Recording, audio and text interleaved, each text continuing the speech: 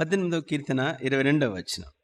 ఆయన న్యాయ విధులన్నిటినీ నేను లక్ష్యపెట్టుచున్నాను. ఆయన న్యాయ విధులన్నిటినీ నేను లక్ష్యపెట్టుచున్నాను. దేవుని న్యాయ విధులు అంటే దైవ చట్టం. దైవ చట్టం.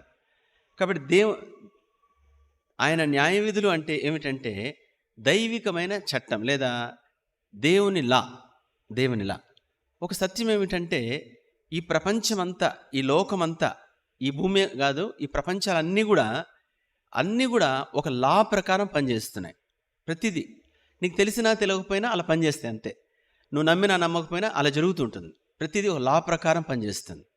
ప్రతిదీ చూడండి, అది మనం తెలిస్తే మనం మార్చుకుంటాం, లేదా సరి చేసుకుంటాం, లేదా జాగ్రత్త ఉంటాం, పొరపాటు జరగకుండా ఉంటుంది. అది మనం తెలియకపోతే మనము బుద్ధిహీనంగా కష్టం అనుభవిస్తాం, బాధ అనుభవిస్తాం, ఏడ్చుకుంటాం, దుఃఖపడతాం, రోజు నరకం అనుభవిస్తుంటాం. నువ్వు ఏ ఉద్యోగం చేయని, నీకు ఎంత డబ్బు రాని. ఎందుకంటే అవన్నీ కూడా నీకు జస్ట్ పొట్ట నింపడానికే, లేదా మంచి బట్టలు వేసుకోవడానికి అంతే తప్ప అవి నిన్ను ఒక క్షేమకరంగా సమాధానకరంగా జీవించేటట్టు చేయవు. కాబట్టి దైవిక లా లేదా దైవిక సత్యం ఎవరికి తెలుస్తుందో వారు చాలా కంఫర్టబుల్ లైఫ్ ఈ భూమి మీద జీవిస్తారు. చూడండి, ఈ భూమి మీద గ్రావిటేషన్ ఉంది అంటే ఇది ఉంది, దీని పైకి ఎగరేస్తే చెప్పండి కిందకు పడుతుంది. ఎందుకు పడుతుంది?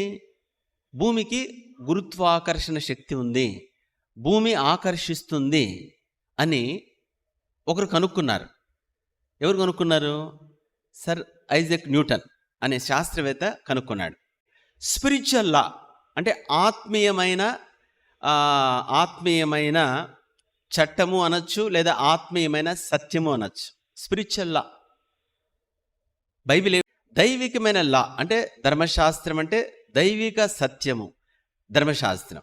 కాబట్టి ధర్మశాస్త్రం తెలవడం వలన, తెలుసుకోవడం వలన మనకు వచ్చే లాభం ఏమిటంటే చెప్పండి, సరిగ్గా మనం నడవగలుగుతాం.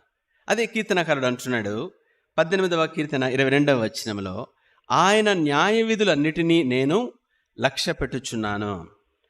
కాబట్టి లా తెలిస్తే ఏమవుతుంది? మనం తప్పు చేయకుండా ఉంటాం, జాగ్రత్తగా ఉంటాం, ధైర్యంగా మనం జీవించగలం. 119వ కీర్తన 122వ వచనం చదవండి. వలన నా ప్రాణము నీరైపోయెను, నీ వాక్యము చేత నన్ను స్థిరపరచుము. 142 కూడా చదవండి. కీర్తన 119, 142. నీ నీతి శాశ్వతమైనది, నీ ధర్మశాస్త్రము కేవలము సత్యము. హల్లెలూయా. నీ ధర్మశాస్త్రము కేవలము సత్యము అంటే నిజం అన్నమాట. కాబట్టి సత్యము తెలిస్తే, నిజం తెలిస్తే ధైర్యంగా రైట్ రాయలుగా పోగలుగుతాం. కాబట్టి మనము ధైర్యంగా జీవించాలంటే వాక్యం తెలిసి ఉండాలి. నీకు నెలకు 10,000 జీతం రాని, 10 లక్షలు రాని, నువ్వు మంచిగా జీవించలేవు.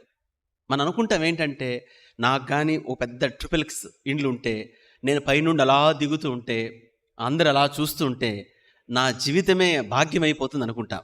అది ఒక భ్రమ, ఒక పిచ్చి. ఎందుకంటే ట్రిపుల్ఎక్స్ కాకుండా 5X ఉన్నోడు కూడా నెమ్మది లేకుండా ఫ్యాన్కి ఉరేసుకుని వస్తున్నారు. పిచ్చి ముదిరి. కాబట్టి ఈ భౌతిక సంబంధమైనవి మన కలిగి ఉండడం వల్ల కంఫర్ట్గా ఉంటాం, అంటే సౌఖ్యమే తప్ప సమాధానము, ధైర్యము మనం కలిగి ఉండం. కాబట్టి సత్యం తెలవడం వలన మనము ధైర్యంగా ఈ భూమి మీద జీవించగలుగుతాం. సోదరుడ, సహోదరి, ప్రభును స్తుతించి ప్రభును ఆరాధించడం గల కారణం ఏమిటంటే దేవుని ధర్మశాస్త్రము ప్రభు మనకు అనుగ్రహించాడు, లేదా దైవ వాక్యము ప్రభు మనకు అనుగ్రహించాడు. కాబట్టి ప్రభు ఇచ్చిన సత్యానికై ప్రభును స్తుతించి ప్రభును ఆరాధిస్తాం. అయ్యా, నీవు మాకు ఇచ్చిన దైవ వాక్యము, దేవుని వాక్యము, సత్యముకే మీకు వందనాలు, కృతజ్ఞతలని ప్రభును స్తుతిద్దాం.